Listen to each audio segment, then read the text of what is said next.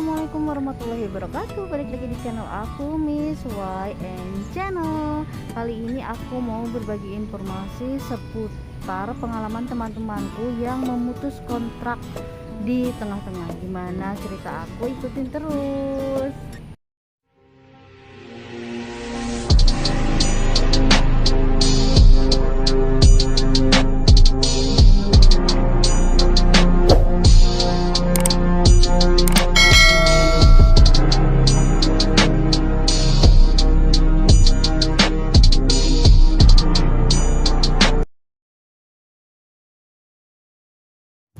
Jadi guys, aku punya beberapa teman yang yang mereka itu notabene-nya sama sekali belum pernah keluar negeri, bahkan ada juga yang ex Hongkong, teman satu blok malah.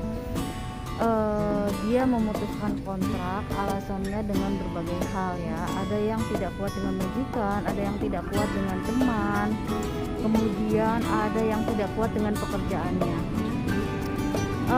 Oke, aku bahas satu-satu ya. Yang pertama yang harus aku ingetin adalah kalian pikirkan dulu matang-matang sebelum kalian datang ke Singapura. Nah, itu yang utama.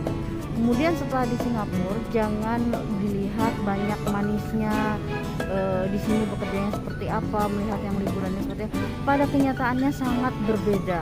Apa yang ada di ingatan sama yang terjadi di lapangan sama sekali berbeda, guys. Nah, untuk kasusnya yang pertama aku contoh yang ex dulu ya, temanku. Yang ex temanku ini namanya tidak perlu disebutkan ya, Mbak W. Jadi dia ex Hongkong 2 tahun. Kemudian karena waktu itu Hongkong dan Taiwan itu belum buka, akhirnya dia memutuskan untuk pindah ke Singapura. Dan di sini ternyata guys, di Hongkong dengan di Singapura ternyata beda. Menurut dia di sini peraturannya sangat saklek. Majikannya bilang tidak boleh menggunakan HP, kemudian tidur itu gak boleh dikunci. Padahal kan kita sebagai manusia ya, kita punya privasi. Misalkan privasi kita untuk menjalankan sholat 5 waktu, atau misalkan saat ganti baju atau apa, itu privasi kita kan, yang seharusnya tidak boleh dilanggar. Nah, tetapi pada kenyataannya beliau memang satu rumahnya itu perempuan semua, anaknya, amannya itu perempuan. Jadi kata anaknya, kata memnya itu nggak boleh dikunci ya, otomatis kita nggak ada privasi. Dan kemudian dia itu nggak boleh menggunakan handphone pada jam-jam tertentu. Oke lah, itu nggak masalah ya, memang kita itu kalau untuk kerja fokus kerja, karena memang handphone itu sedikit mengganggu ya, sedikit scroll. Tapi kan handphone itu sebagai hiburan kita loh, untuk menghilangkan jenuh. Nah, aku juga begitu. Nah, akhirnya pada bulan ketiga beliau itu memutuskan, oke lah aku pulang ke Indonesia dengan membawa beban hutang. Tetapi dia bilang ke agensinya, saya mau pulang tapi saya masih ada hutang 3 bulan. Kata agensinya, tidak bisa, kamu harus bayar denda. Oke, dia setuju. Akhirnya setelah pikir-pikir, ngapain ya saya pulang dengan bawa utang. Akhirnya dia nambah lagi tuh sampai beres potongan. Kata dia, oke lah sampai beres potongan dia tuh bulan Agustus ini. Tetapi majikannya guys itu saklek banget. Setelah dia udah beres semua, majikannya bilang ganti biaya karantina $800. Oke, kalau dirupiahkan kurang lebih sekitar 8 juta rupiah. Akhirnya dengan berat hati dia menyanggupi asal dia boleh pulang, karena dia sudah tidak betah. 2 bulan lagi dia akan pulang. Ini bulan Mei akhir, Agustus dia akan pulang. Dan tiket pesawat ditanggung dia sendiri. Itulah kenapa alasannya kalau putus kontrak itu kita harus siap dengan tiket kepulangan sendiri. Biaya PCR memang sudah tidak ada, tapi untuk kepulangan ditanggung kita sendiri. Nah, akhirnya dia memutuskan oke, deal. Nah, sebelum dia pulang ada lagi permintaan majikan, harus ada penggantinya dulu. Nah, jadi majikannya mulai dari sekarang sudah mencari penggantinya dia. Nanti ketika penggantinya datang dia bulan Agustus habis potongan, dia akan kembali ke Indonesia. Nah, itu untuk temanku yang ex ya guys. Ada lagi temanku yang non.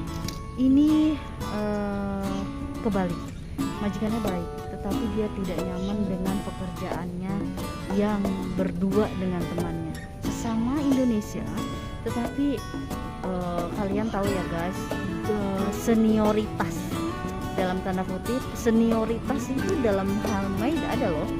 Jadi memang karena dia sudah lama, dia main seenak-enaknya merintah apapun yang dia lakukan. Nah di situ dia tidak kuat, akhirnya sama seperti aku, ini bulan kelima, dia bulan kelima memutuskan untuk berhenti dan kembali ke Indonesia.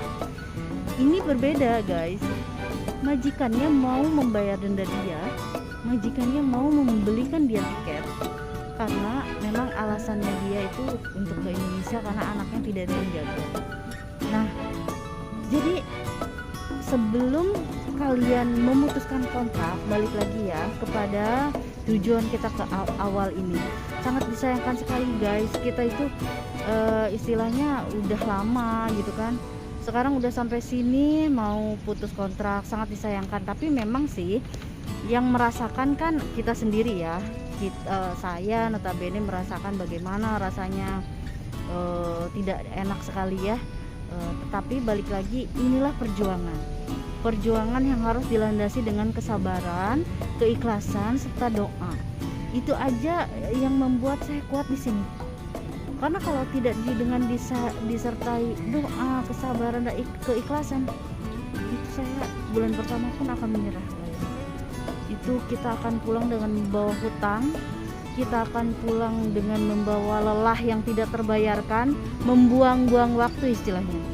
Jadi bayangkan guys, kita kesini itu untuk mencari sesuatu yang tidak bisa kita dapatkan, misalkan ya, memang rezeki itu dari mana sumbernya.